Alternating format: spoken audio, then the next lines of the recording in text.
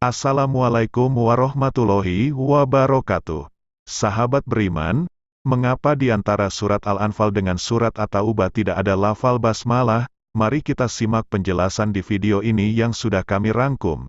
Sebelum kita simak, ada baiknya subscribe channel ini, agar kami bisa terus berbagi ilmu tentang Islam yang bersumber dari Al-Quran dan hadis kepada sahabat beriman. Sahabat beriman, ketahuilah, ketika Hudzaifah ibnu Yaman menemui Utsman bin Affan agar segera mengumpulkan lembaran-lembaran Al-Quran yang tersebar supaya menyelamatkan umat ini dari masalah perselisihan kitab seperti berselisihnya orang Yahudi dan Nasrani, Utsman bin Affan mengutus Hafsah binti Umar untuk mengumpulkan lembaran-lembaran Al-Quran yang tersebar dan menyuruh Zaid bin Sabit, Abdullah bin Zubair, Sa'id bin Esh, dan Abdurrahman bin Harits bin Hisham untuk menyalinnya pada sejumlah mushaf.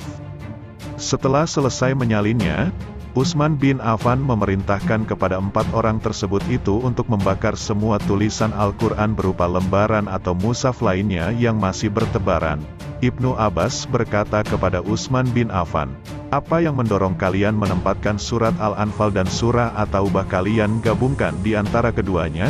Dan kalian tidak menuliskan di antara kedua surat itu lafal basmalah. Apa yang mendorong kalian melakukan itu?" Utsman bin Affan pun menjawab, "Rasulullah Shallallahu Alaihi Wasallam dahulu mengalami masa yang sejumlah surat diturunkan padanya. Apabila diturunkan beberapa ayat kepada beliau, beliau memanggil penulis untuk menuliskannya.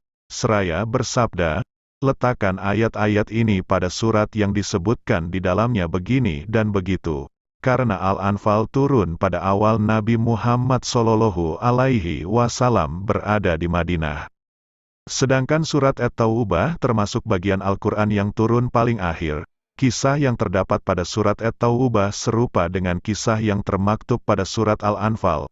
Oleh karenanya, Utsman bin Affan menyangka bahwa surat At-Taubah adalah bagian dari Al-Anfal.